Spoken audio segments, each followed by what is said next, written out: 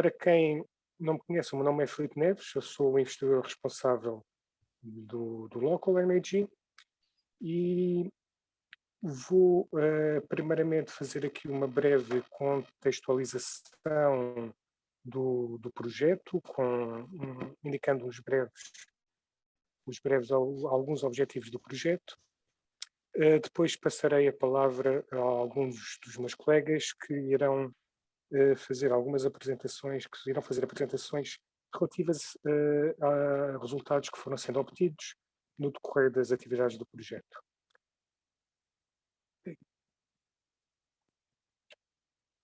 Portanto, aqui está o programa para o workshop de hoje.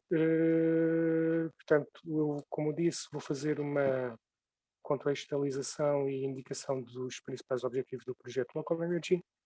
Depois passarei a palavra ao meu colega Daniel Oliveira, que irá falar sobre o papel da geologia neste projeto.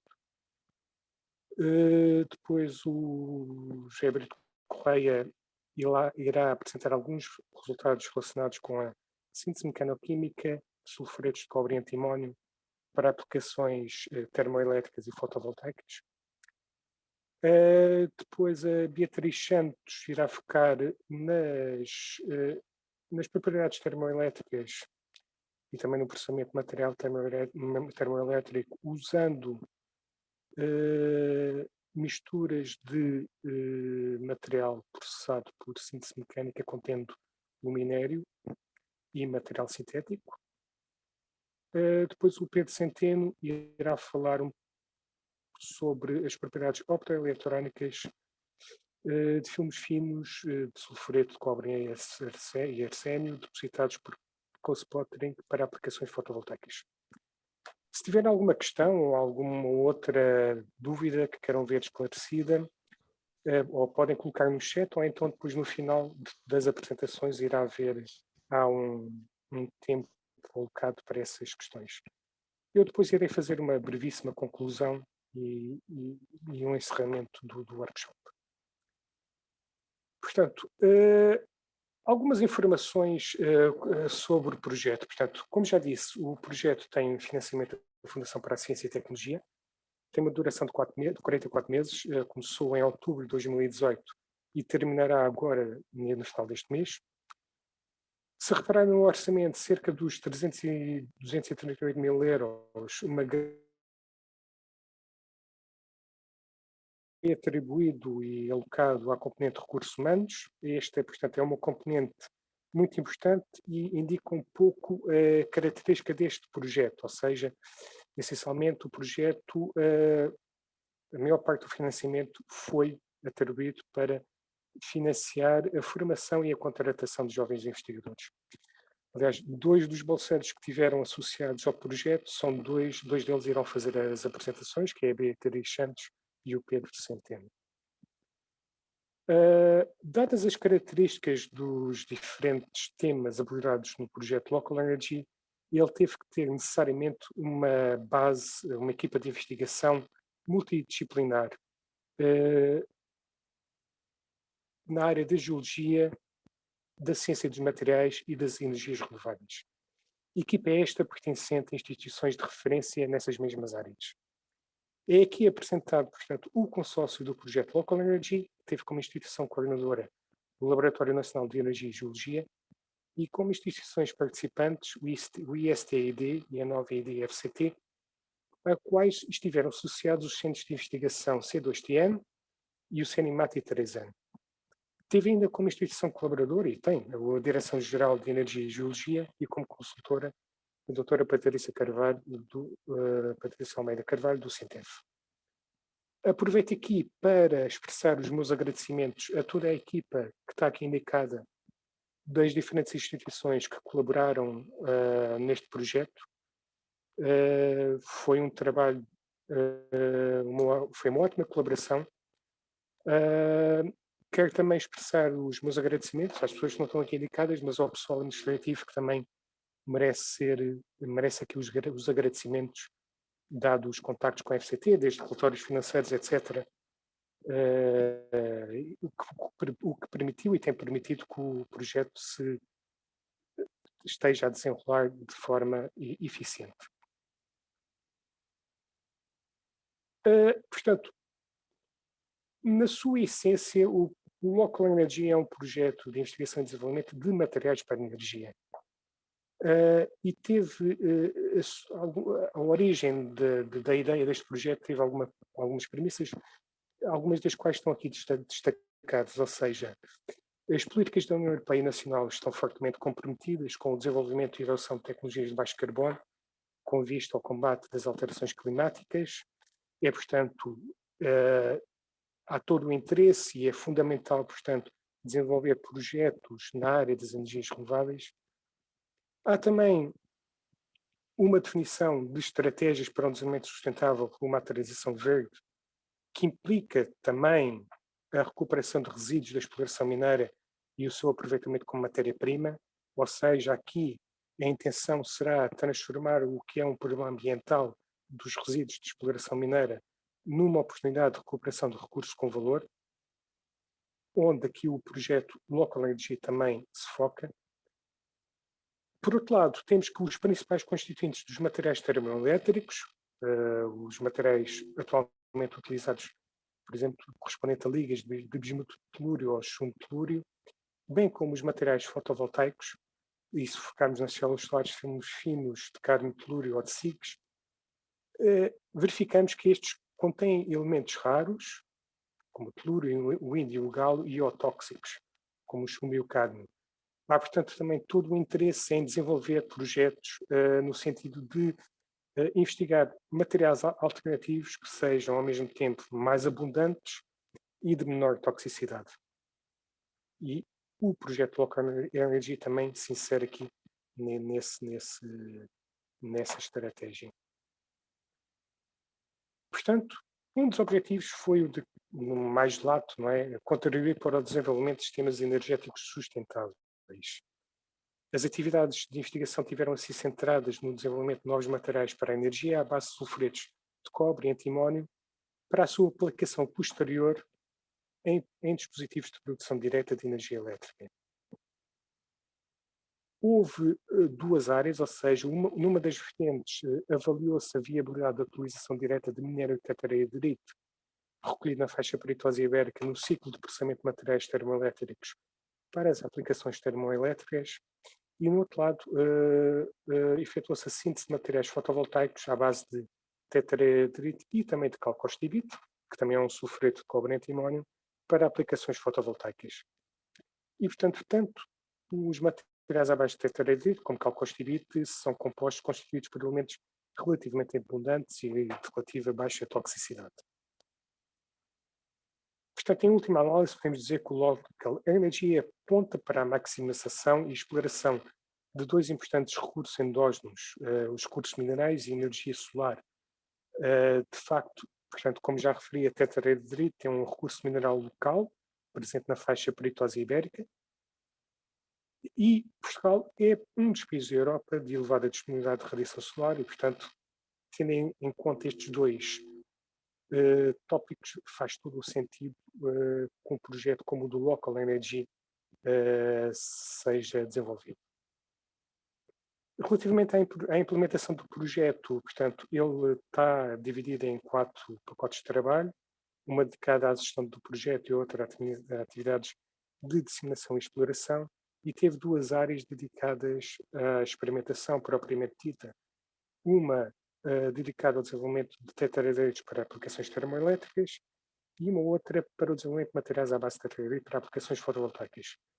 E é sobre estas atividades aqui, tetraedrites para aplicações termoelétricas e de materiais à base de tetraedrites para aplicações fotovoltaicas que as apresentações de hoje se vão focar.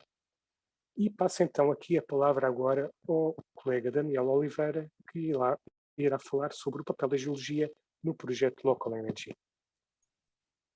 Eu vou fazer o stop share da minha apresentação. Podes partilhar, Daniel.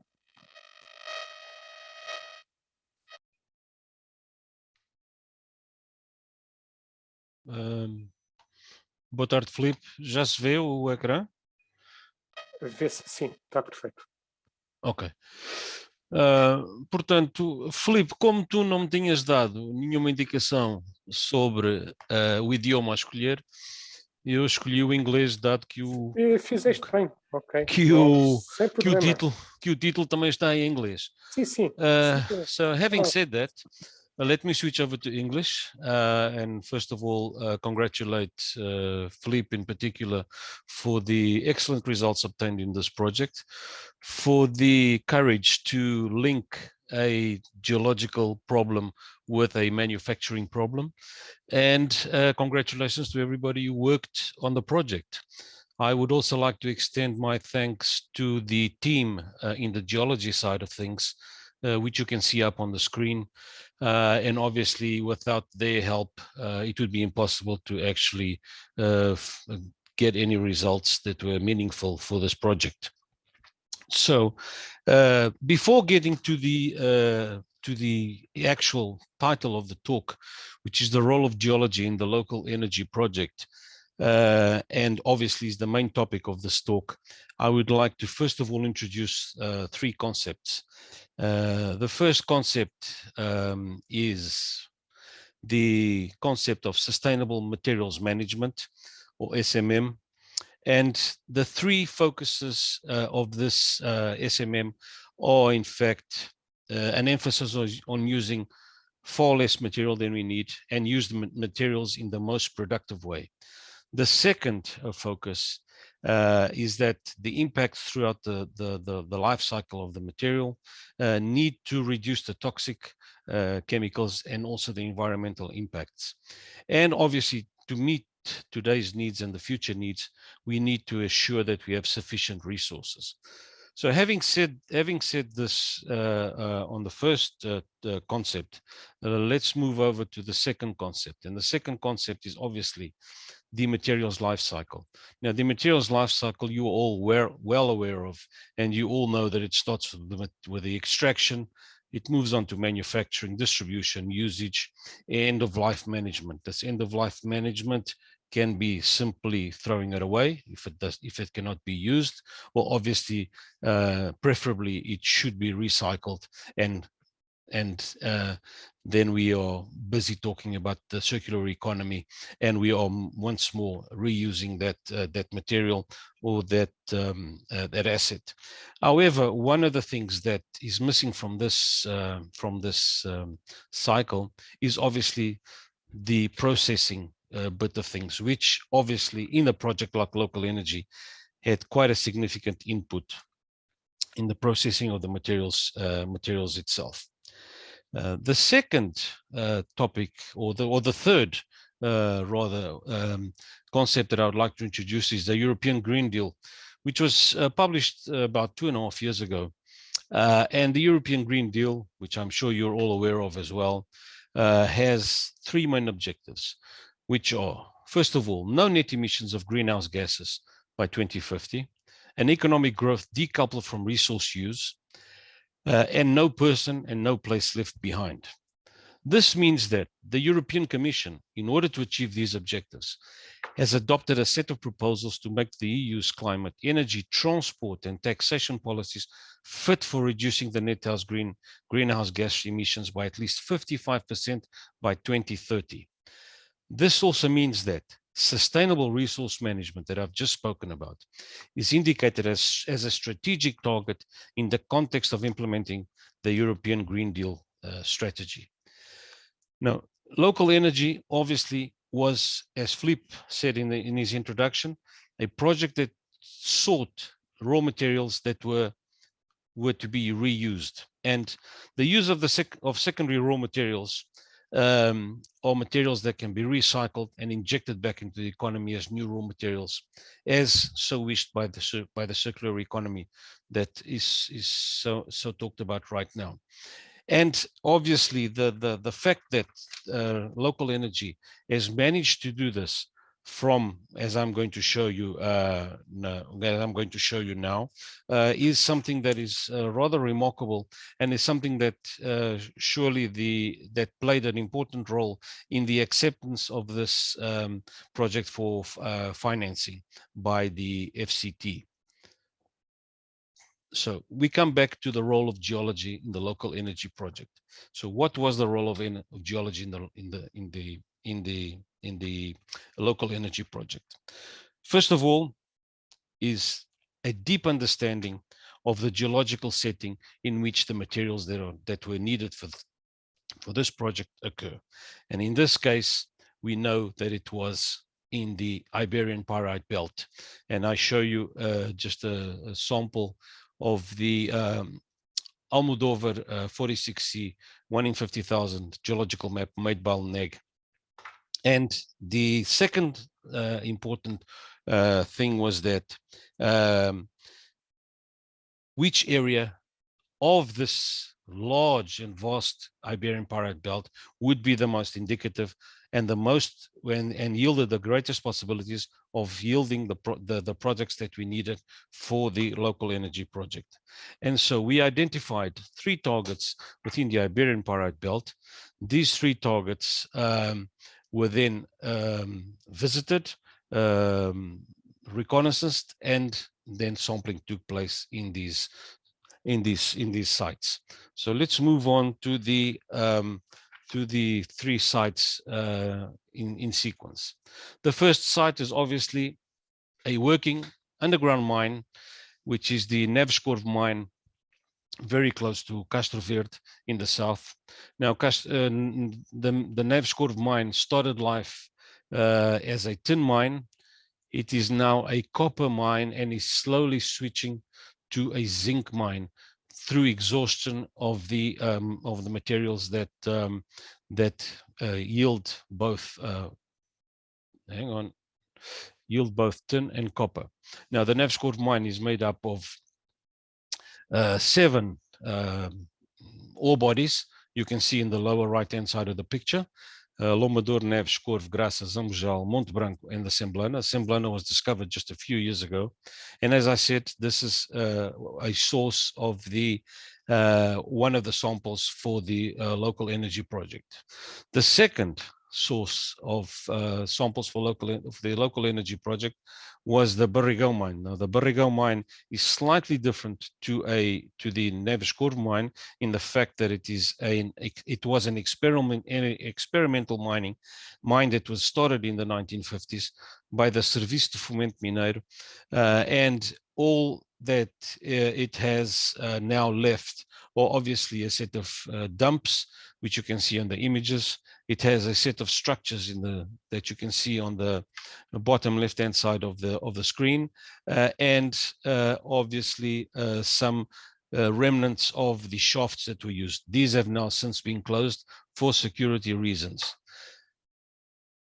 The other mine that we also targeted was the Brancanhos mine, similar to the Barrigão mine, much older and much more dilapidated in its appearance, and we collected samples in these 3 locations.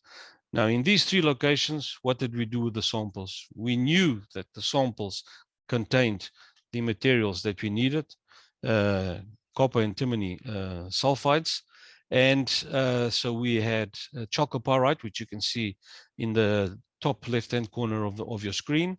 We collected bulk samples, around 60 kilograms of each of these, or from each of these locations. We identified the samples that yielded or would yield the most chalcopyrite or tetrahedrite tennantite amounts. We then proceeded to crush these samples into various grain size diameters. These grain size diameters are separated using sieves. They were then placed under the binocular microscope for observation, and then the individual grains were hand-picked, as you can see with tweezers, and then collected to make up the amounts that we needed for the local energy project. Finally, what we did is to make sure that we had in our sample bags the correct material, we did X-ray diffraction on our very old but very trustworthy machine that we still have here, and checked that we had in fact the correct material that would be supplied to the other researchers in the materials side of things. Obviously, the way that this was made is clearly something that goes together with those three concepts that I showed in the very beginning.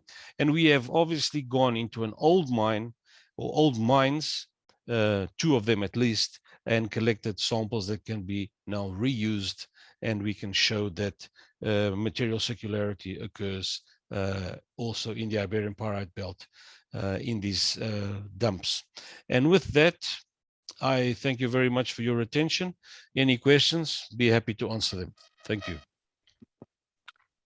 Ok, Daniel, obrigado pela tua apresentação, foi excelente. Portanto, se tiver alguma questão a colocar, aguardem-na, depois no final de todas as apresentações podem colocar. Vamos então passar para a apresentação seguinte, que será dada pelo José Brito Correia.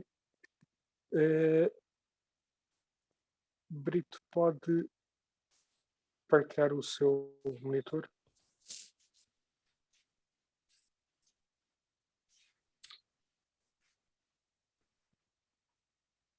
Ora, boa tarde, estão a ver? Tem que maximizar. Ok. Já está. Ok, obrigado. Ok. Esta apresentação vai ser feita com slides em inglês e o Filipe tinha-me dito para fazer a apresentação em português, portanto eu vou manter o script. Portanto, o título da apresentação é Síntese mecânica de sulfuretos de cobre-antimónio para aplicações termoelétricas e fotovoltaicas. O que vai ser apresentado é, digamos, um resumo dos principais resultados que se encontrou aqui nestas referências, e não queria deixar de agradecer a toda a equipa do LNEG e portanto, da Geologia como dos Materiais, do SINTEF e os colegas também de outras instituições que contribuíram para estes resultados. Portanto, o resumo da apresentação será, primeiro, uma pequena revisão da síntese, o que é a síntese mecânica, depois a utilização de síntese mecânica para produção de tetraedrite para aplicações termoelétricas e para produção de calcostibite para aplicações fotovoltaicas. Portanto, a síntese mecânica é um processo de moagem de alta energia que poderá esse input de energia ser reduzido e nessa situação chama-se ativação mecânica portanto, são duas situações. Aqui pretende-se, por exemplo, promover uma reação química completa e aqui promover uma ativação, sendo que a reação se desenvolve só mais tarde, por exemplo, durante um tratamento térmico. Para esta moagem de alta energia, nós utilizamos moinhos planetários, que são moinhos em que os contentores onde estão as bolas descrevem um movimento idêntico ao de um sistema planetário com uma translação e uma rotação que depois imprimem às bolas uma trajetória característica, sendo que no máximo conseguem-se aqui acelerações de 26 G, por exemplo, neste moinho. Estes são os parâmetros mais relevantes de moagem e, dependendo do nível destes parâmetros, por exemplo, uma reação química prossegue mais rapidamente ou mais lentamente. Para só alguns exemplos muito simples de síntese mecânica, aqui assim, por exemplo, misturar ferro e cobre, que são essencialmente immiscíveis. Portanto, isto é um processo de progressiva fratura e redução do tamanho, até que aparentemente há apenas uma fase, mas, por exemplo, com microscopia de transmissão conseguem-se ver dois tipos de estrutura. Portanto, isto é bom para, por exemplo, fazer compósitos. Aqui temos, por exemplo, a formação de um carboneto de nióbio a partir dos elementos puros e a evolução da reação depende do tempo de moagem até se atingir uma saturação em que a reação fica completa. Isto aqui é um exemplo de ativação mecânica. Portanto, isto era para produzir um intermetálico que é o níquel-titânio e foi feita apenas uma ativação que deu origem a uma estrutura em camadas e zonas amorfizadas. Portanto, este sistema a alta temperatura tem uma entalpia de formação, portanto é uma reação quase de ignição, portanto um valor muito elevado e a cerca de 1000 graus, portanto é uma reação extremamente exotérmica. Com esta ativação conseguiu-se deslocar a temperatura de reação para valores muito mais baixos, 500 em vez de 1000, e a reação vai se desenvolvendo nesta gama de temperaturas mais baixas, dando o intermetálico à mesma, de uma forma muito mais controlada. Passando então agora ao tema do projeto da síntese mecânica de tetraedrito para aplicações termoelétricas, falar só umas generalidades sobre materiais termoelétricos. Portanto, grande parte da energia em processos térmicos, em particular de combustão, é perdida sob a forma de calor. E o objetivo dos dispositivos termoelétricos é recuperar uma parte dessa energia sob a forma de uma corrente elétrica.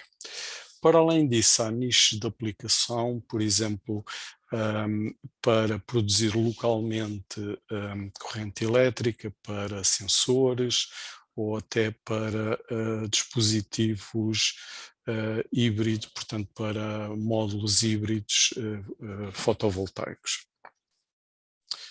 Os dispositivos termoelétricos são constituídos por um semicondutor P e um semicondutor N, que quando expostos a um gradiente de temperatura, a uma diferença de temperatura, dão origem a uma corrente elétrica. Neste projeto, portanto, a tetraedrite é usada para produzir um semicondutor P que poderá constituir esta pata do dispositivo. Se for injetada uma corrente elétrica, este dispositivo pode funcionar como pode ser um dispositivo de refrigeração. A eficiência dos materiais termoelétricos há muito tempo tem sido relacionada com este parâmetro ZT, que mede o mérito relativo dos diversos materiais termoelétricos e, portanto, o ZT aumenta com a condutividade elétrica, com o coeficiente de Seebeck e é inversamente proporcional à condutividade térmica do material. E vamos ver que no caso da tetraedrite isto é muito importante. Isto é um apanhado dos materiais correntes utilizados, portanto, em dispositivos termoelétricos e, de um modo geral, os sistemas mais populares usam elementos muito escassos, como por exemplo o telúrio ou o germânio. Pelo contrário, a tetraedrita é um mineral muito abundante e que está distribuído por todo o mundo e, portanto, constitui uma alternativa a estes materiais escassos. Esta é a fórmula da tetraedrite e nos minérios a tetraedrite aparece com o antimónio substituído por arsénio, formando uma solução sólida designada por tetraedrite tenantite, em que, portanto, há a substituição por arsénio. Por outro lado, o cobre pode ser substituído por também diversos elementos de transição, por exemplo, nos resultados que vão ser apresentados há uma grande substituição por ferro. A tetraedrite é um material promissor para materiais termoelétricos. Estão aqui assim um resumo do parâmetro ZT para vários sistemas com várias composições tetraedrite com substituições. Portanto, em geral é um semicondutor P com um coeficiente de Seebeck elevado e uma condutividade térmica extremamente baixa, e isso deve-se, portanto, isto é a estrutura da tetraedrite, e há aqui um site em que temos um cobre ligado a 3 enxofres e a posição do cobre pode oscilar formando estes elipsoides. Estas oscilações interferem com a transferência de calor e é a razão porque este material tem uma condutividade térmica tão baixa. Isto é um trabalho relativamente recente, portanto, relativamente à tetraedrite tenantite, em que, pronto, isto aqui é novamente a estrutura da tetraedrite, em que foi demonstrado que a substituição de antimónio por arsénio não afeta as propriedades termoelétricas da tetraedrite tenantite, portanto o ZT mantém-se, e também não afeta a condutividade térmica. Portanto, o único efeito que, portanto, de salientar é que há uma redução apreciável do parâmetro de rede devido à substituição do antimónio pelo arsénio.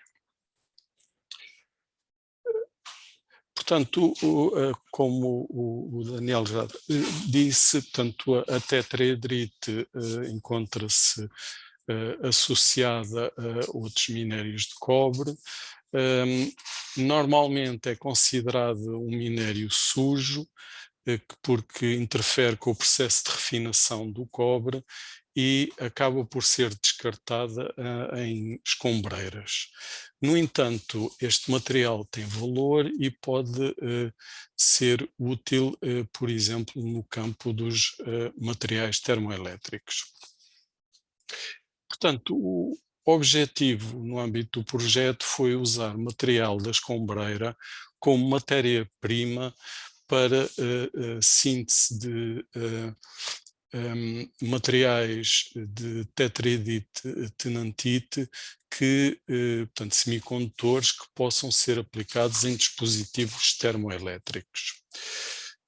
Portanto, foi feito primeiro uma síntese de tetraedrite sintética, foi feita uma síntese de misturas do material da escombreira com esta tetrahidrite sintética e depois foram feitos tratamentos térmicos para avaliar a estabilidade das fases produzidas.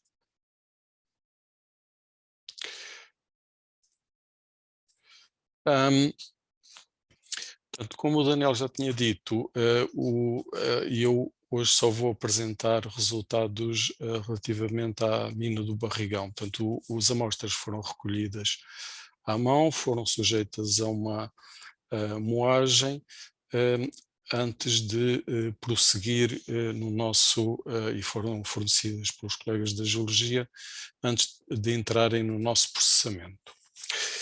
Relativamente à tetrahidrite sintética, ela foi preparada a partir dos elementos puros, com uma moagem de alta energia de apenas, com uma duração de apenas 2 horas. As misturas de material da escombreira com tetrahidrite sintética foram sujeitas a uma nova moagem de mais 2 horas. Aqui estão alguns detalhes do processo de moagem.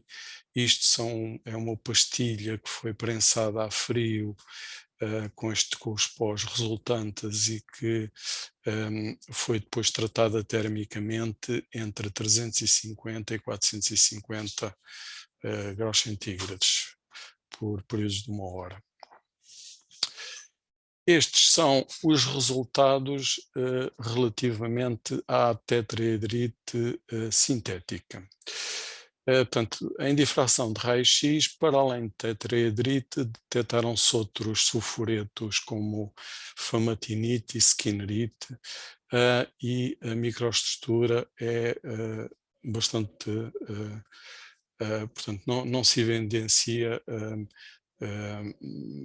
diferentes fases. Portanto, tudo isto são sulfuretos de antimónio e cobre.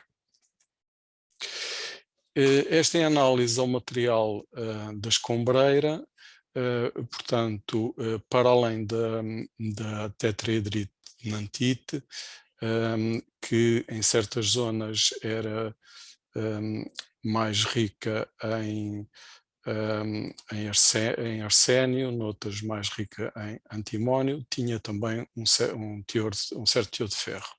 Portanto, para além desta fase, foi também identificada calcopirite e quartzo, que são estas partículas.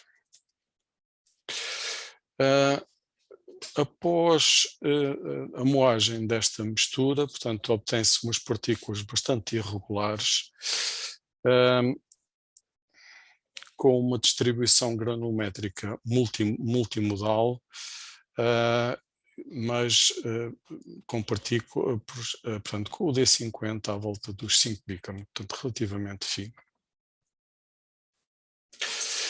Isto é um resultado muito importante que foi obtido no SINTEF em com microscopia de transmissão.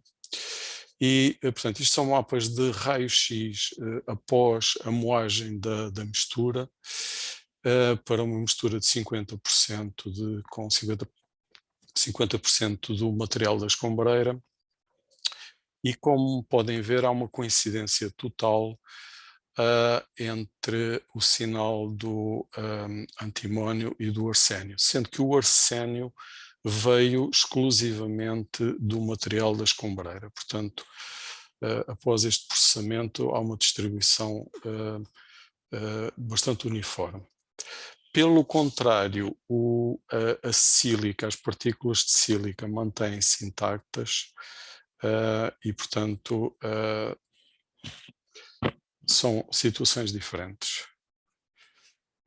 Isto é portanto, a análise com difração de raio-x da mistura e, portanto, observa-se um grande alargamento dos picos que corresponde uma certa amorfização do material. Portanto, houve uma espécie de ativação mecânica, mas que não correspondeu a uma transformação total em tetrahidrite tenantite. Tal como antecipado, portanto, o parâmetro de rede vai descer bastante à medida que a percentagem do material da escombreira aumenta e, pronto, que é devido ao efeito do arsénio. Aqui estão, neste esquema está resumido as análises quantitativas feitas em raio-x do processamento deste material. Portanto, estas eram as fases produzidas na tetrahidrite sintética, as principais fases no material da escombreira, e depois com mais 2 horas de moagem, ficamos com pelo menos 60% de tetrahidrite tenantite e uma percentagem de fase amorfa. Com o tratamento térmico de 1 hora entre 350 e 450 graus, obtemos pelo menos 90% de tetrahidrite tenantite. Dependendo das amostras e das percentagens, poderá atingir 98%.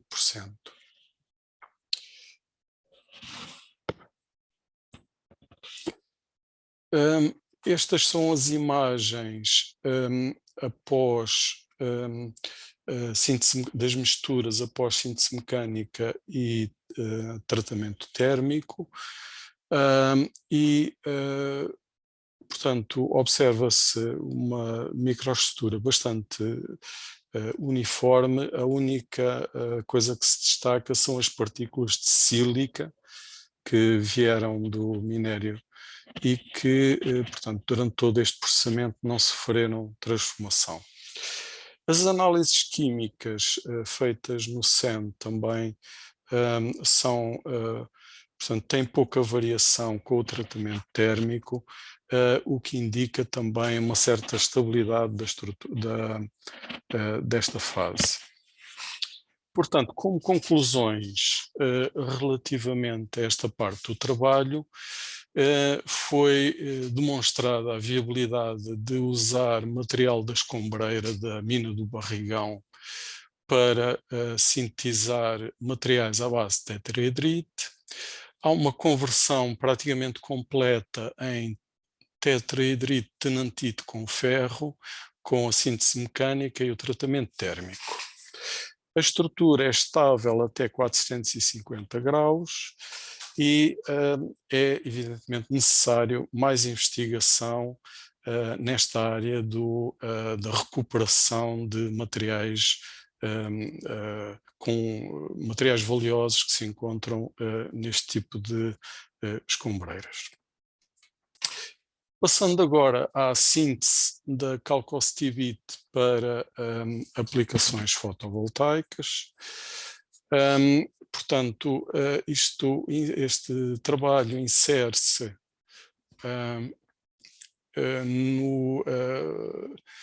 na tendência de usar materiais abundantes ou elementos abundantes e ecológicos para os sistemas fotovoltaicos, em particular para o material absorçor. Há aqui uma comparação, por exemplo, com o CIGS e com o cádmio telúrio, em que, pronto, estes elementos são muito mais caros e os recursos também são um pouco mais escassos, que não é o caso nem do cobre, nem do enxofre, nem do antimónio. Portanto, dentro desta classe de sulfuretos, o que tem resultado melhor é a calcostibite, também por vezes designado como CAS, portanto, que é novamente um semicondutor P, que tem um optical bandgap à volta de 1.4, 1.5, um coeficiente de absorção elevado e, digamos, o único senão é que ainda não foi reportado uma eficiência acima de 3%. Por outro lado, isto são processos sem vácuo, o que também tem o seu mérito neste contexto. Portanto, os objetivos desta parte do trabalho foram a produção da calcostibite por síntese mecânica e a caracterização deste material do ponto de vista estrutural e das propriedades ópticas com vista às aplicações fotovoltaicas.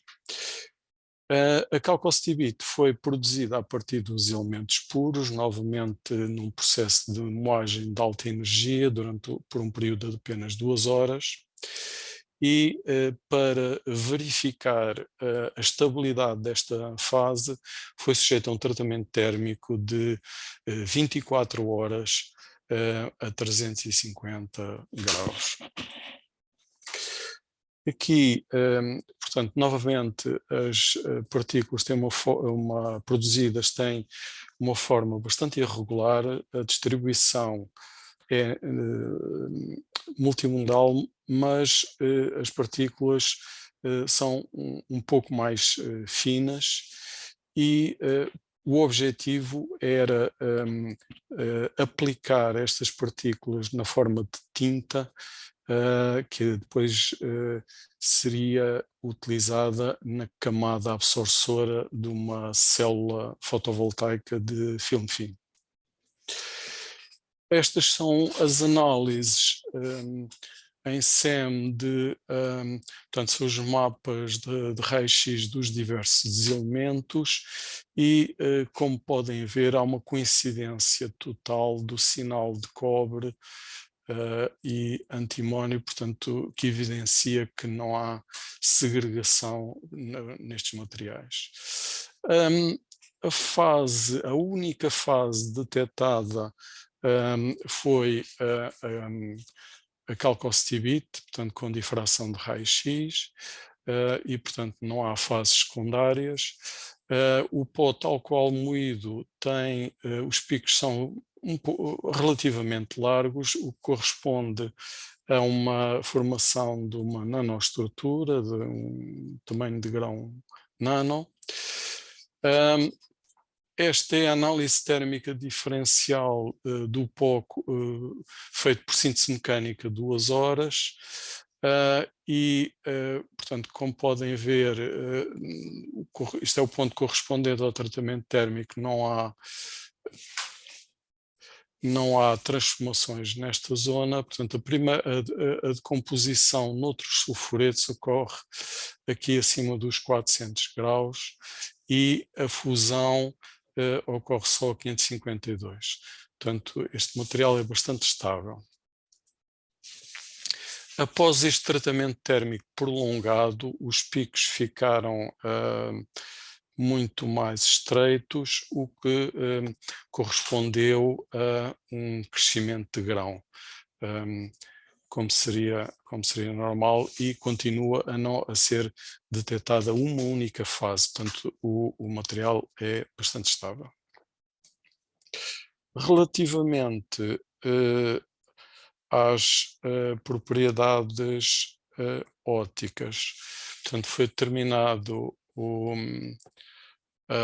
foi feito o talk plot e foi determinado o optical band gap, que, portanto, obteve-se um valor de 1.41 electron-volt, o que é bastante adequado para o material absorçor numa célula PV.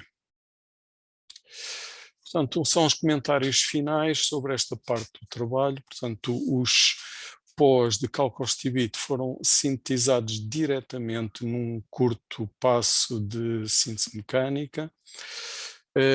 Não há qualquer transformação de fase a 350 graus, indicando a estabilidade desta estrutura. O band gap que foi determinado é adequado para a aplicação que se tem em vista, portanto, camada absorçora em células de filme fino. Muito obrigado. Obrigado, Brito, pela excelente apresentação. Recordo mais uma vez, se tiverem alguma dúvida ou questão a colocar, aguardem para o final. Vamos então agora passar à apresentação seguinte, que também será, esta será só focada nos materiais termoelétricos e será apresentada pela Beatriz Santos, do C2TN. Podes partilhar, Beatriz? Conseguem ver e ouvir-me bem? Pronto, isto será... Ver ainda não. Ainda Agora não. sim. Ok. Obrigado. Isto também será um pouco em modo híbrido, ou seja, os slides estão em inglês, mas eu irei falar em português.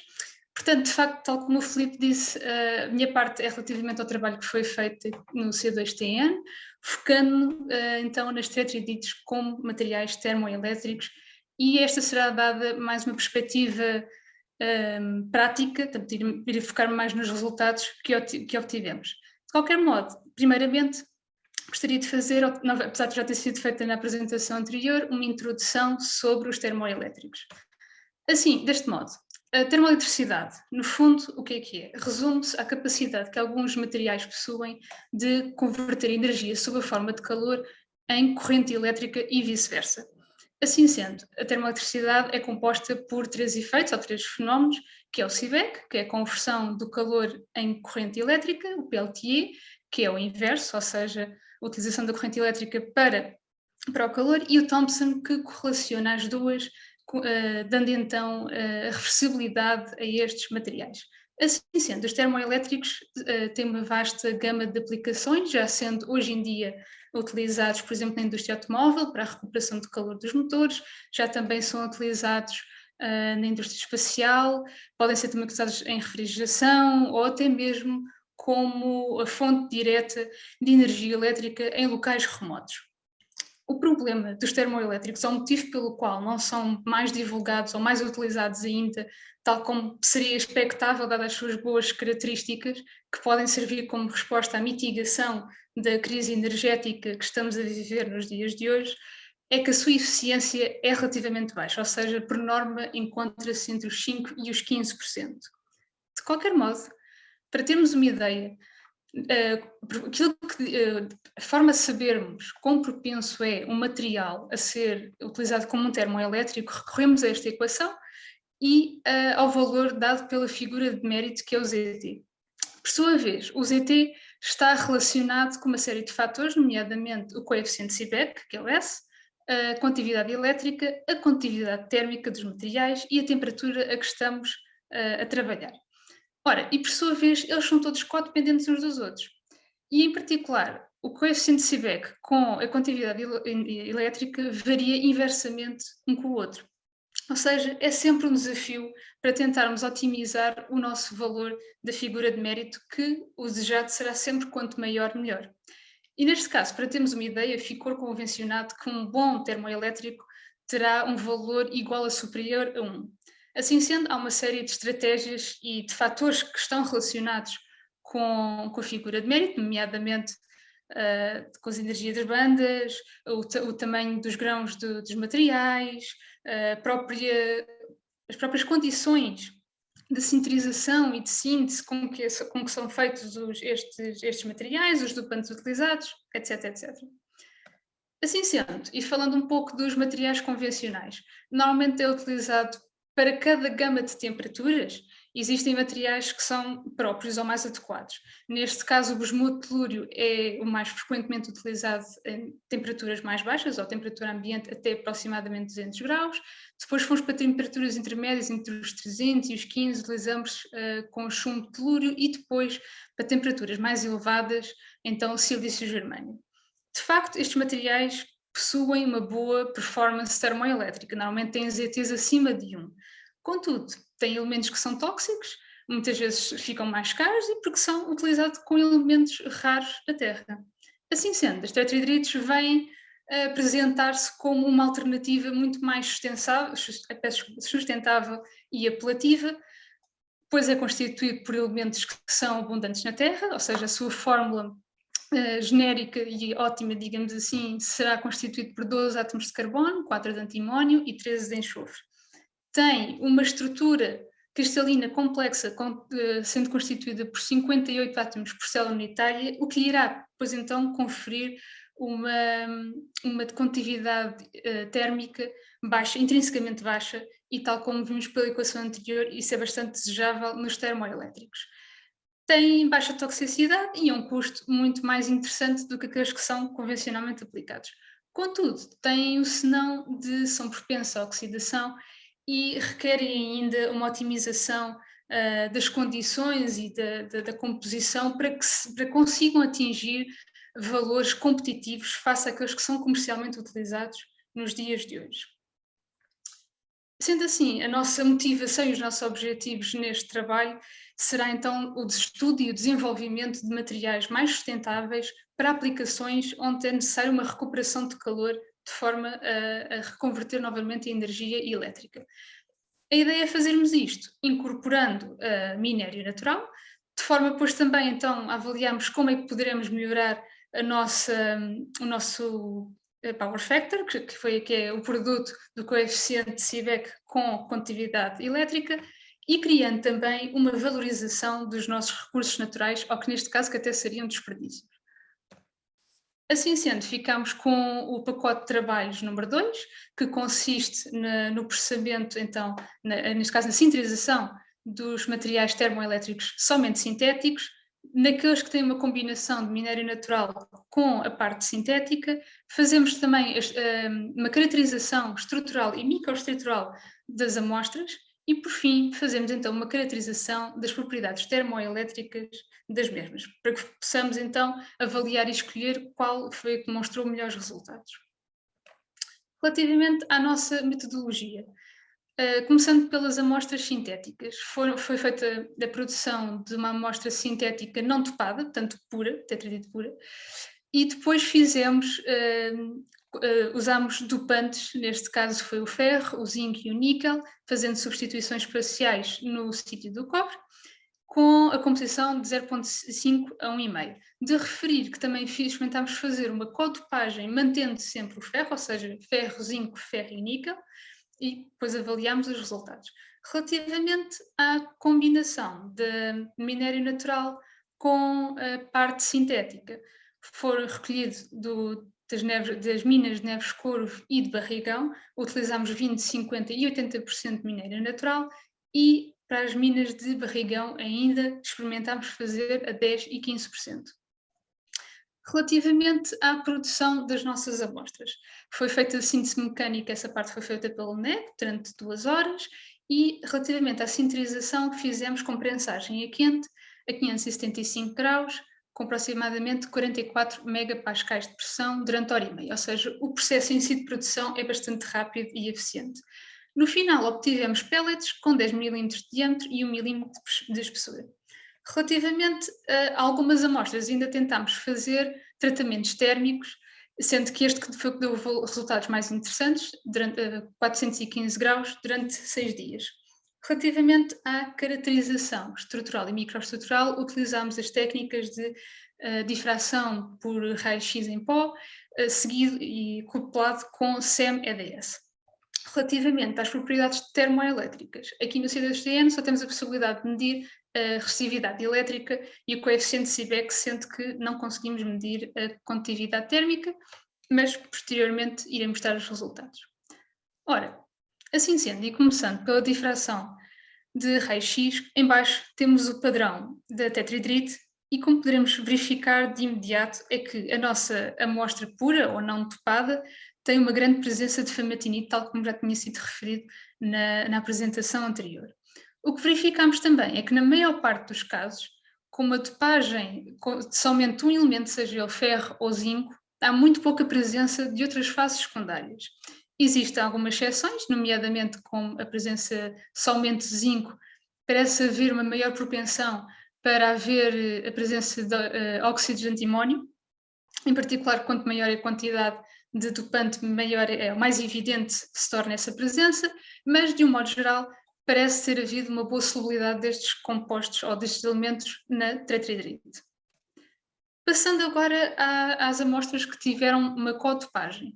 É interessante verificar que no caso das que são cotopadas com zinco e ferro, se nota claramente uma maior evidência de presença de fases secundárias, não somente pelos óxidos de antimónio, uma vez novamente presentes com maior quantidade de zinco, mas também neste caso, à medida que aumenta a quantidade de ferro, se nota uma propensão para a formação de óxidos de ferro. Contudo, no caso em que há uma cotopagem com ferro e níquel, tal não se verifica. Aliás, não parece haver qualquer presença de fases secundárias nestas amostras, o que é bastante curioso. Agora, passando para as amostras com mistura de minério com a amostra sintética e começando pelas minas de Neves-Corvo, o que se verificou aqui é que há uma tendência a que, à medida que aumenta a quantidade de minério natural presente da amostra, também aumenta a quantidade de fases secundárias. Em particular, se nota um crescimento, uma maior evidência da presença de quartzo e de calcopirite.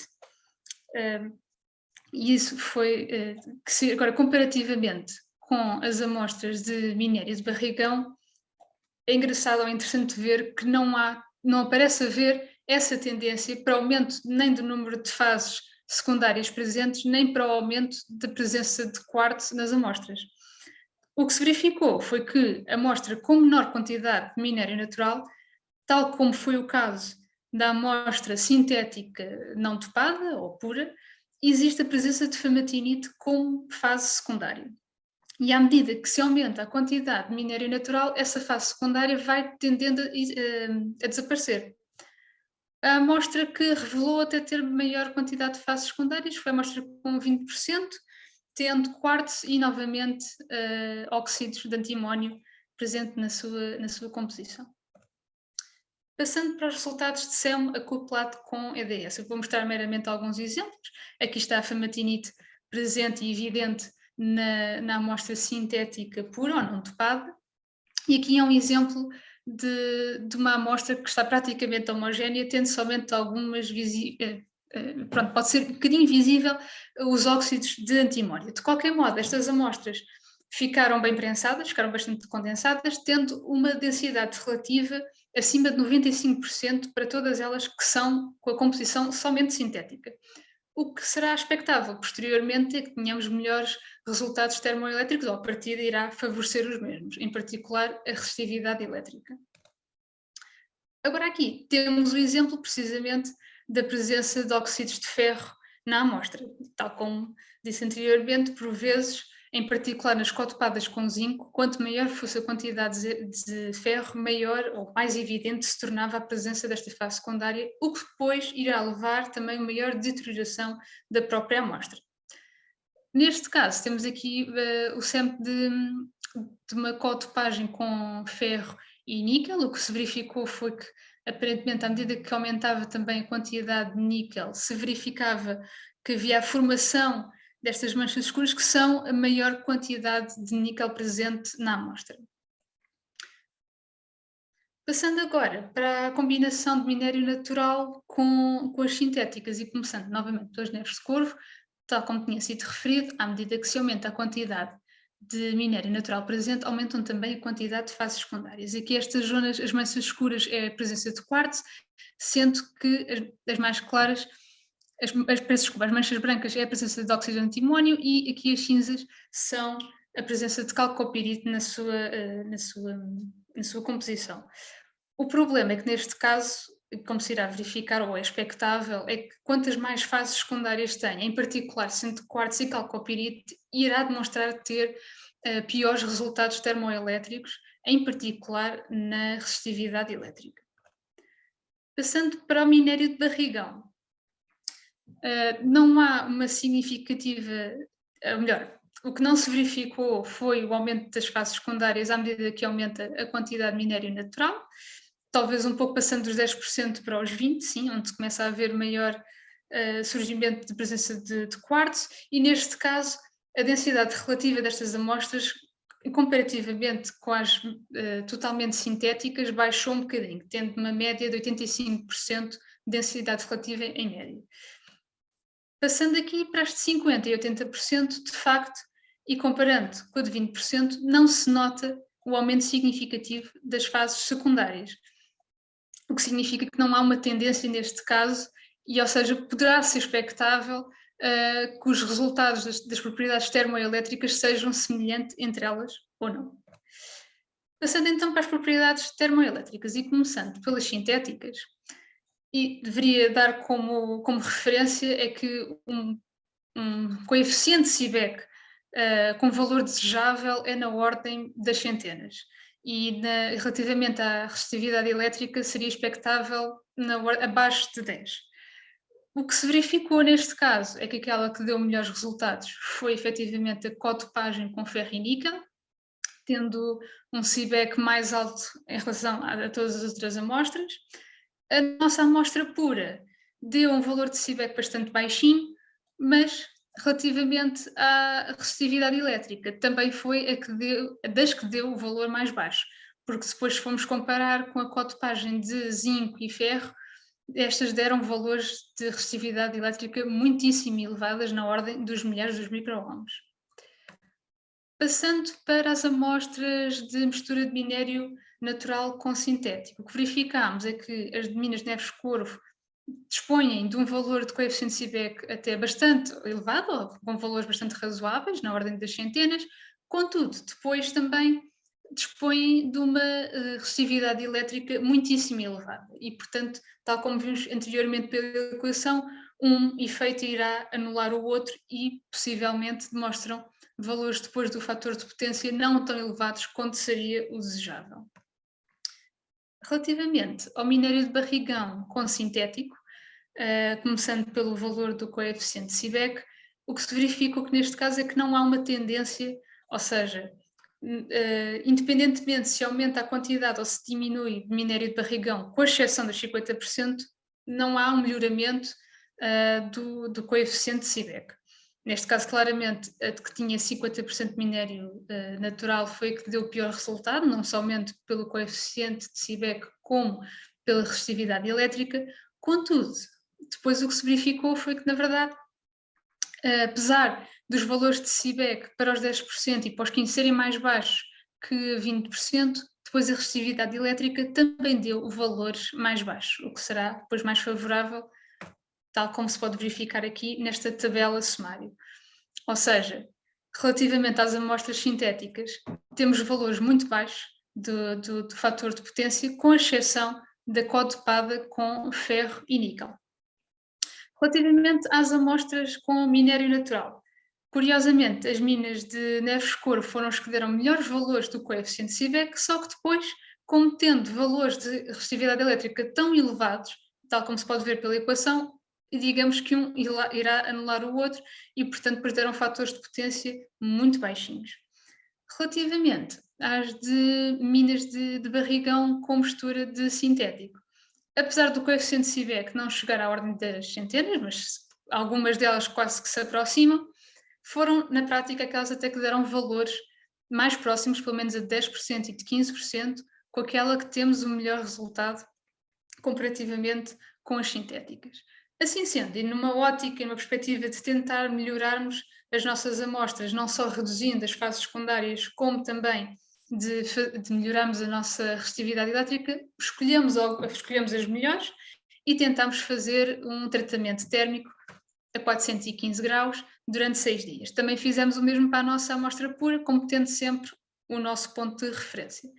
O que se verificou é que, de facto, houve uma redução muito significativa das fases secundárias, o que, tal como seria previsto e é desejado. A famatinite, embora ainda se encontre presente na amostra de tetridrito pura, desapareceu na amostra que continha 10% de minério natural. Relativamente àquilo que se verificou no SEM com EDS, infelizmente para as amostras sintéticas, ou neste caso para a amostra sintética, a pura, é que após o tratamento térmico, esta começou a sofrer uma maior deterioração, ou seja, começaram a surgir fissuras bastante evidentes na amostra, de tal forma que nem sequer foi possível prepará-las para fazer as medições das propriedades termoelétricas. O mesmo se verificou na amostra que continha 90% de parte sintética. Como se pode ver, existe a criação de fissuras e até um aumento significativo da sua porosidade. Ou seja, o que à partida depois nos irá dar piores resultados termoelétricos. Contudo, o tratamento térmico parece ter resultado, funcionado bem, na amostra com 20% de minério natural. Não somente porque reduziu a presença de faces secundárias, tal como tínhamos verificado por raio-x, mas também não originou aquelas fissuras, nem aumento de porosidade, tal como se deu nas outras amostras que continham maior quantidade de componente sintética. Assim sendo, relativamente às propriedades termoelétricas, o que se verificou foi que, começando pela resistividade elétrica, contrariamente ao que seria desejado e normalmente é o que acontece com os tratamentos térmicos, neste caso houve um aumento significativo da resistividade elétrica, passando no exemplo, por exemplo, de 10% de minério natural, passámos de 21 microohms para 186, mas, tal como tínhamos visto pelo SEM, a quantidade de fissuras e de porosidade que se deu provavelmente iria originar um aumento na resistividade elétrica e comprovou-se. Contudo, no caso do coeficiente de Seebeck, na verdade houve um melhoramento, em particular também na amostra com 10%, onde passou de 75 microvolts por Kelvin para 153. Na amostra que parece ter resultado melhor o tratamento térmico foi efetivamente naquela que continha 20% de minério barrigão, pois não somente manteve o seu valor para a resistividade elétrica, como houve um aumento no coeficiente Seebeck. Ora, e aqui está o resumo daquilo que tínhamos acabado de verificar. Assim sendo, no final, verificamos que o tratamento térmico não funcionou na maior parte das amostras, antes pelo contrário, levou a maior deterioração das mesmas devido ao aumento da resistividade elétrica. Apesar de ter aumentado o coeficiente de Seebeck, não foi o suficiente para compensar o efeito causado na resistividade. E assim sendo, a única que notou um melhoramento foi de facto a que continha 20% de minério natural, sendo que a pura nem sequer conseguimos preparar. Ora, e então agora fazendo uma análise geral e um resumo dos nossos resultados, vamos assumir como de valor da literatura a componente térmica, ou seja, para a condutividade térmica assumimos 0,5, a nossa temperatura ambiente, e para que possamos calcular então ou estimar o valor da figura de mérito. Assim sendo, e de acordo com aquilo que está na literatura, pelo menos nestes dois artigos, um deles que utilizou somente minério natural e o outro que utilizou um método de produção bastante semelhante àquilo que foi utilizado neste trabalho, o que podemos concluir é que, apesar da nossa amostra pura sintética não estar próxima daquelas que estão na literatura, ao contrário, aquelas que tinham incorporação de minério natural, em particular com 15% e 10% do minério de barrigão, têm valores até superiores ou muito próximos da tetradite pura, e se compararmos com aquela que é o minério natural, está significativamente acima daquilo que está reportado na literatura, ou seja, foi bastante positiva a incorporação do minério natural com a componente sintética.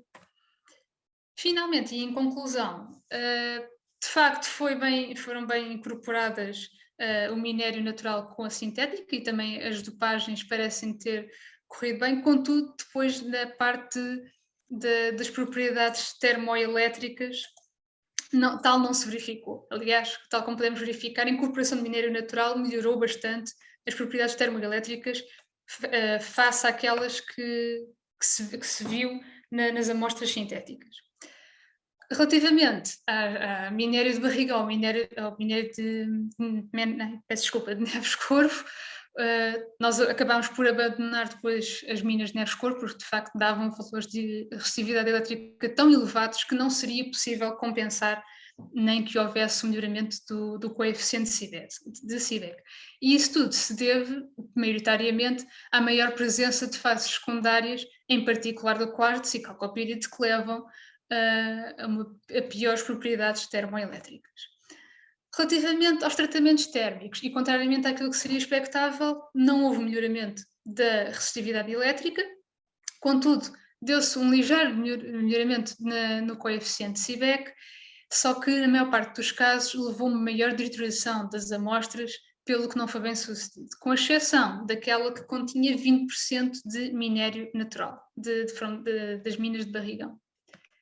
E assim sendo, numa conclusão mais geral, e tal como já tinha referido, de facto, a incorporação deste minério natural com a componente sintética leva a melhores resultados termoelétricos e por isso acho que fomos bem sucedidos no nosso trabalho, sendo que aquilo que se calhar talvez poderíamos ter feito para melhorar ainda mais os resultados obtidos seria ter feito um estudo de quais seriam as condições ótimas para cada composição relativamente à sinterização e, portanto, ao processo em si de fabricação das nossas amostras.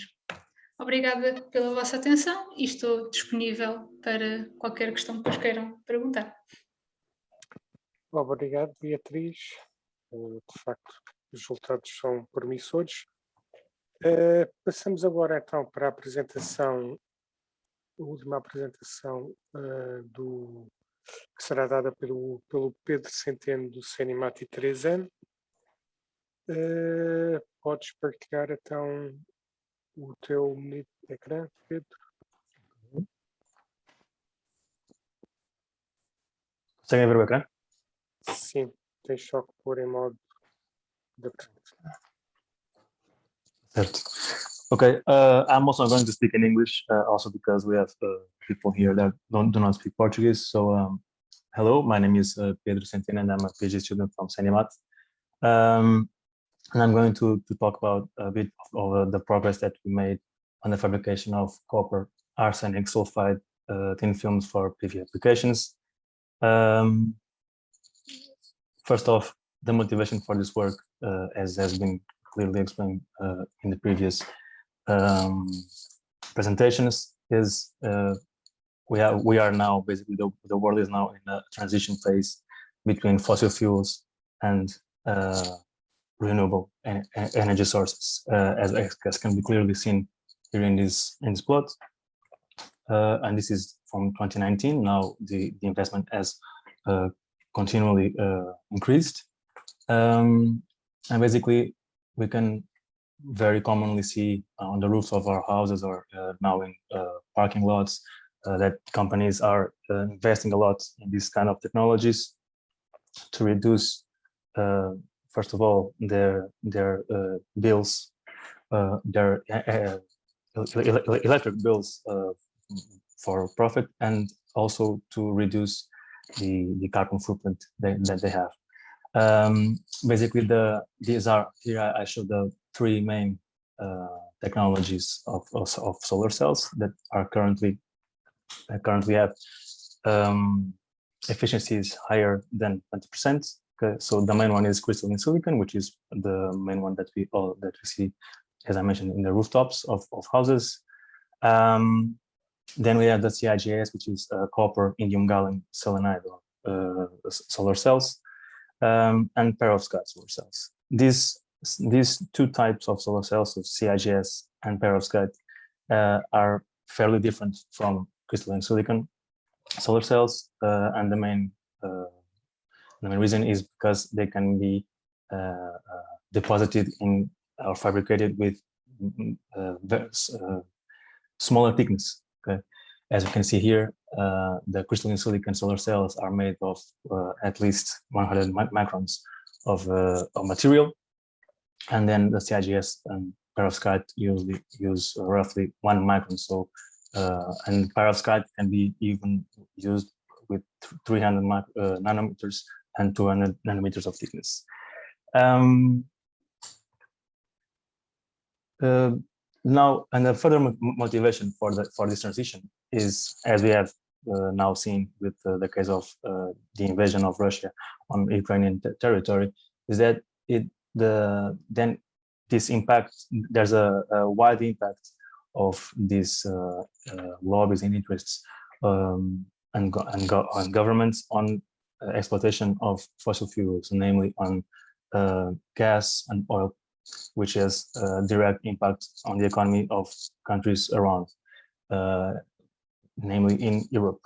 Here in Portugal, I show here a graphic showing the situation of our fuel prices, as we all are aware, that it has been increasing without increasing very much since the end of the year 2021, and basically because we have in Europe a high dependence on oil and gas from Russia. So here I just show an illustration of the dependence from 2014. So when Russia first invaded Ukraine in the Crimea region, and you can see that Germany has 40% gas dependency, and now it's even more, but it's close to 50, and they are trying to reduce this. And so we can see how impactful it can be in transitioning to renewable energies, mainly photovoltaics. And this is where this project can be extremely interesting and extremely beneficial for every country and every company, basically, because we are trying here to establish independency from these centralized energy sources. And so if we employ photovoltaics or even thermoelectric sources, we can have this decentralized production of energy, and therefore have less impact on world economies. Also, we, of course, we can reduce the carbon footprint of the world. And this is the work. This is just a fast sketch of what was done for our work project. Basically, we received the powder from the mines from Barrigão, that the ore from the mines of Barrigão. Then that ore is milled and purified in Leneg. Then a company and us also cold presses this powder into targets, into sputtering targets, and then we deposit this material via sputtering, via radio frequency magnetron sputtering. And so here I show the first results that we got a while ago, and this was done using the as pressed targets, okay, without any treatments, any heat treatments to the targets. And basically, with just 5 minutes of deposition, what happened was the target was fully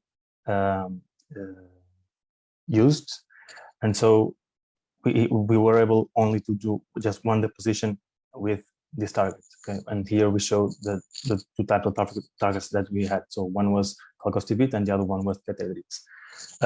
I also show here the same images of the surface, and so with this chalcocitite target, we had just a flat surface, a flat deposition, and with the tetradite target, we have some micro particles showing up on the surface. This is because first off, there was a problem with this deposition, and I will show what happened. But also because this tetradite target was less pure than this chalcocitite target. Okay, so these impurities had an effect on the deposition. Also, you can see here that the deposition of the deposition center was not directed to the center of the substrate. Okay, and so to correct this, we basically had, and I show here the sketch of our sputtering system, and we just we created. We needed to shift the substrate and center it on our target. Okay, so as you can see here, and so in order to do that, and so here I identify the first problem that we have, and so to do that, we created this holder, okay, this substrate holder, which has this channel substrate for the substrate, and which we can and so with this holder we can control both the distance in the Z direction and the X direction. So we can, as I show here, we can define if we want the substrate to be directly on top of the magnetron that we're going to use, or if we want it on top, or if we want to switch it to more to this side of the other magnetron, because the system has 2 magnetrons. Okay? And so basically what we did is we install the target on the smaller magnetron. Okay, so and this magnetron, this holder can withstand 2-inch targets. And so by doing this, we could solve this problem. And so what happened after we first deposited the material that I showed earlier? And this is the problem that I mentioned, which is the target got destroyed. And we later found out that this is because the target was not sintered. So as it was cold pressed, it had accumulated. It didn't. It needed to go through a decasification process. Okay, and this wasn't done previously because we didn't know. There was a big decasification upon the application of plasma, and so there was an uncontrolled deposition with these targets, with this non-sintered target. And here I show the effects that we later found out. Okay, here I put these red dots so that we can have a reference of the position of this dot. And what happens is that there is this release of energy that just goes around the target in a circular fashion, and this quickly destroys the target, releasing the material onto the substrate, but which is not desirable for us. And so we faced this problem of an uncontrollable depletion rate due to this, which would ultimately damage the target, okay, due to this incandescent spot effect. So for this, we sintered the targets. Okay, and here I show a non-sintered target versus a sintered target. And so we used 400 degrees temperature for this during 4 hours, which later was increased to 12 hours in an inert atmosphere. This allowed us to deposit these films, okay, and many more. So these are chalcocybite films, or were deposited using a chalcocybite target. That's what I mean. And these ones were deposited using a tenanted target. Now I call it tenanted because the target, instead of having antimony, has arsenic. Thus, my presentation is called copper arsenide sulfide films instead of with antimony.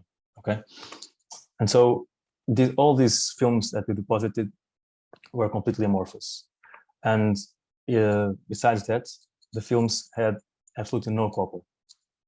By doing this normal, just mono sputtering, okay, with just one target, we were not able to deposit copper.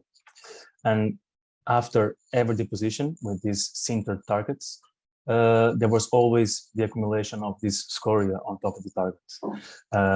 This scoria is this dark dust that is accumulated here, and you can see, which is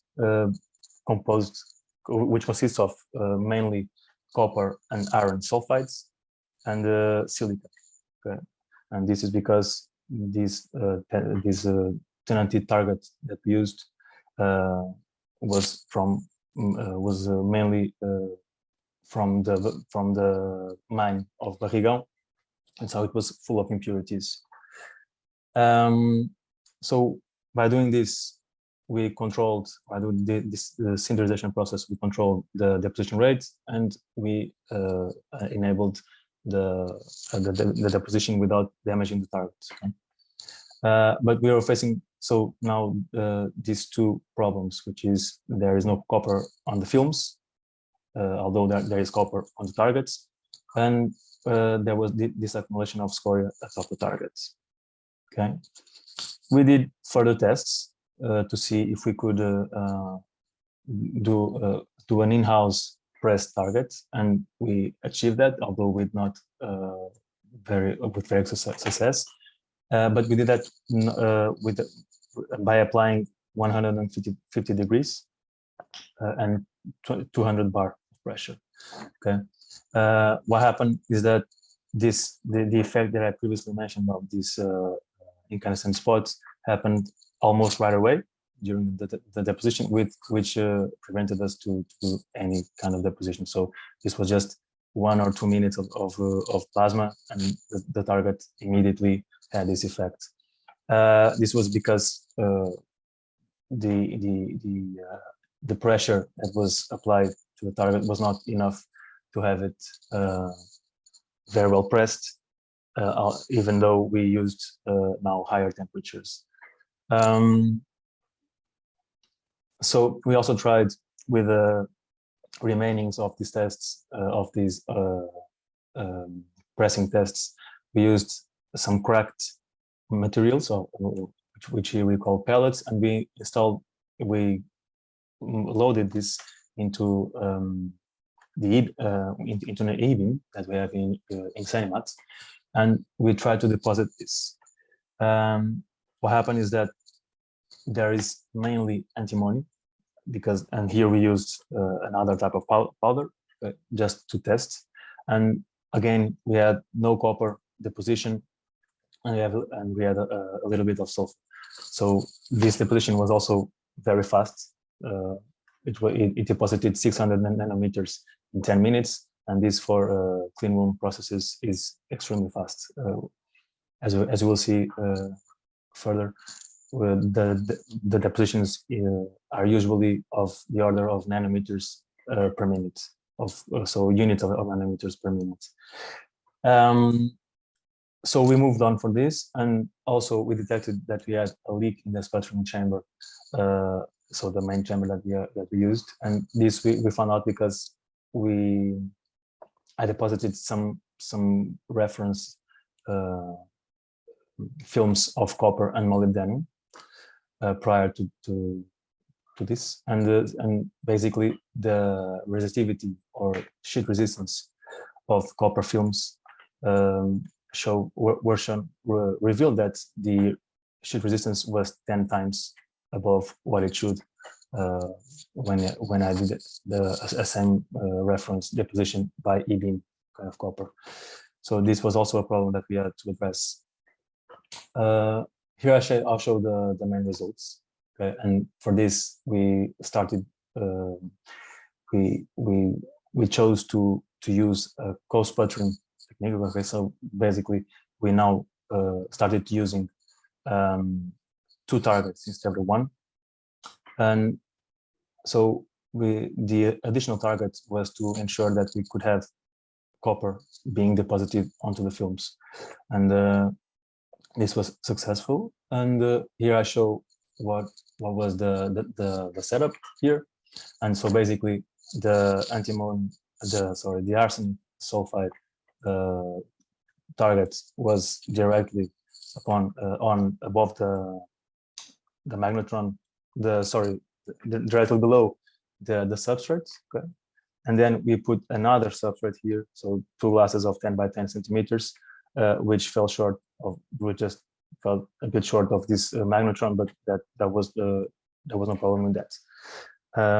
Basically, the idea is to have a region between these 2 targets, which would have the main composition that we wanted for tenantite.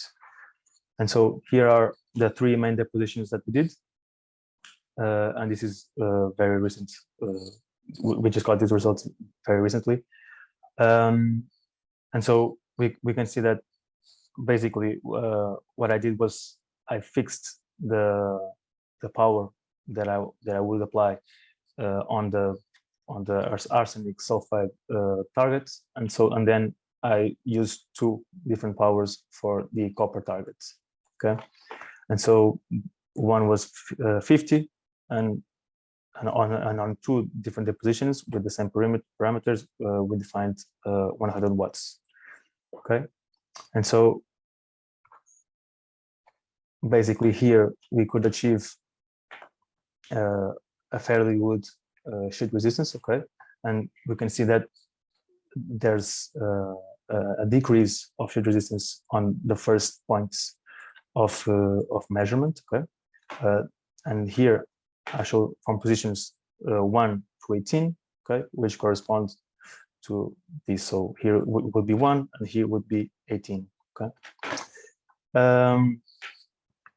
We found that the sweet spot was around for 50, by using 50 watts, was around the position number 11, which would be on the second substrate. So if I go here, it would be around here, this zone. Okay. Basically, we then characterized this on this point, on point 11, on the Hall effect, and we got sheet resistance of 261 ohm per square, which is fairly good, and we got fairly low mobilities for this material. Okay. Here I compare the previous graph that I just showed with the deposition using now the double of the power in the copper targets. Okay. And we see that the best sample was around 400 ohm per square, which is fairly close to the other one. And this test was just made to check what will happen to the sweet spot in terms of position in the substrates if we increase the power of copper, and basically it shifted this sweet spot from here to here. Okay, so it went from position 11 to position 7. Okay. Here I show the Raman spectra, okay, that we did, and basically we have here the copper content will increase from this side to this side. Okay, so here we have the position that is the furthest away from the copper targets, and we see that there is a clear difference in these bands here. First of all, we have this main peak that is reduced, and here we can see it's reduced, and then it's shifted to the left, basically because we also have here one peak which corresponds to this one, and an elbow here that disappears completely from sample 1 to sample 18. Okay, and here I show also an interesting effect that we observed, which is the Raman. We had an effect of luminescence of Raman, and first we thought it would be an effect that would happen, and it was undesired. But the thing is that it fell exactly on these spots that we mentioned. So 7 for the position with 100 watts, and position 11 for this deposition with 50 watts. Okay, and so this was something that we wanted to further explore. Here I compare the two types of positions. So just to prove that this transition between one material and the other, or one material, or between this phase and this one, was the same, although in different zones of the substrates. Okay, so this was on the from position 6 to 7, we see this change, or this lowering of this peak, this main peak here, And here, as previously mentioned, was from 9 to 10, and then 11 is the sweet spot. Here I present some EDS characterization, and which shows that for the lowest sheet resistance that we measured, we had an element ratio, and I call it ratio because it's not. I will explain why I call it ratio afterwards, but we had a 5 to 3, 5 of copper for 3 or 2.5 to sulfur, and 1 of arsenic. If we compare with the tenanted element ratio, we will see that it's of stoichiometric. Okay, so why did I mention that this is the element ratio, not stoichiometry? Because the material, as I will show further, the material during in the thickness of the material, we have different compositions. So we have a change in composition throughout the thickness of the material. This is because that effect that I showed, that we still haven't been able to prevent, which is the accumulation of scoria on the top of the targets. So if we can imagine, as we do the deposition, that scoria will accumulate progressively, and so which will prevent the deposition of the actual material, which is so arsenic and sulfur. And due to this fact, we'll have an increasing concentration of copper expected, but also of sulfur. And this was what was interesting to us, that sulfur also would increase with throughout the sample. Okay. Here I show the optical characterization. So basically, here we show the UV visible results, and here on the graph I show that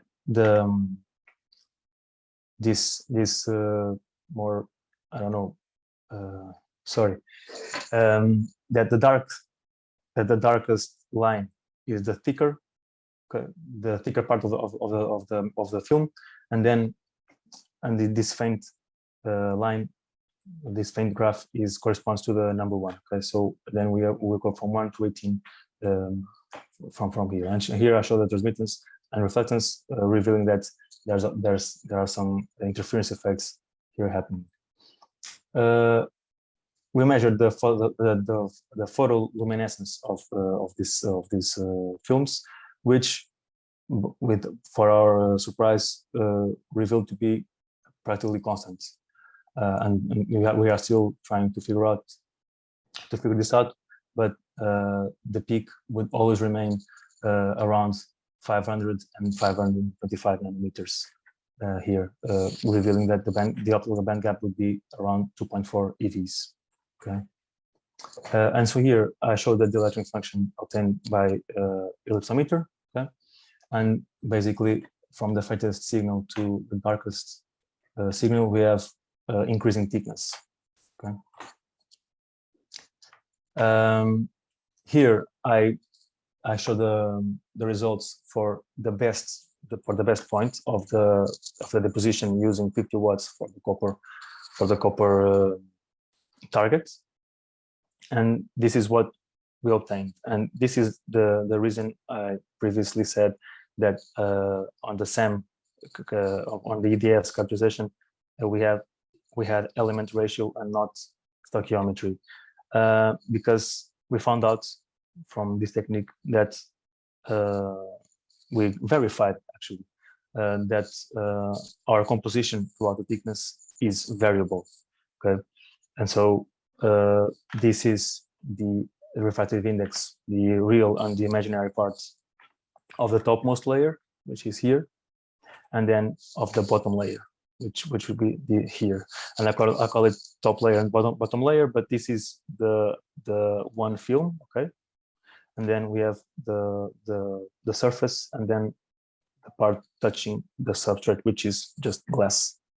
Okay, And you see here that there is a clear difference between one and the other, being that the real part, the N of the bottom layer is very high. It is 4, and the N part of the topmost layer is slightly above 3.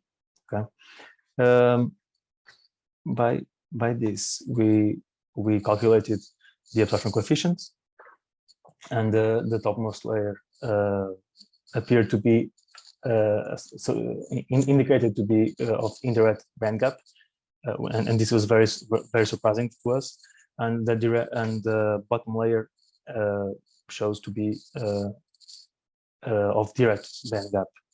Okay, and from here we calculated the band gap of this using this data of absorption coefficients, and so it corresponded on the topmost layer 1 to 1.3 EVs, and on the bottom it revealed to be 2.2 EVs. In the future, we want to try applying temperature dependent conductivity measurements, because we studied these films in their morphos, okay? And as was mentioned by Beatriz previously, their results were more interesting in their crystalline states, and also we would be able to produce some XRD analysis to confirm everything. Then I would suggest doing some thin film annealing study. Okay, this would be very important, and also do an XPS depth profile analysis to understand what is the actual composition throughout the surface, throughout the thickness of the material, and thus have a better characterization. And then it would be crucial to have a higher target purity,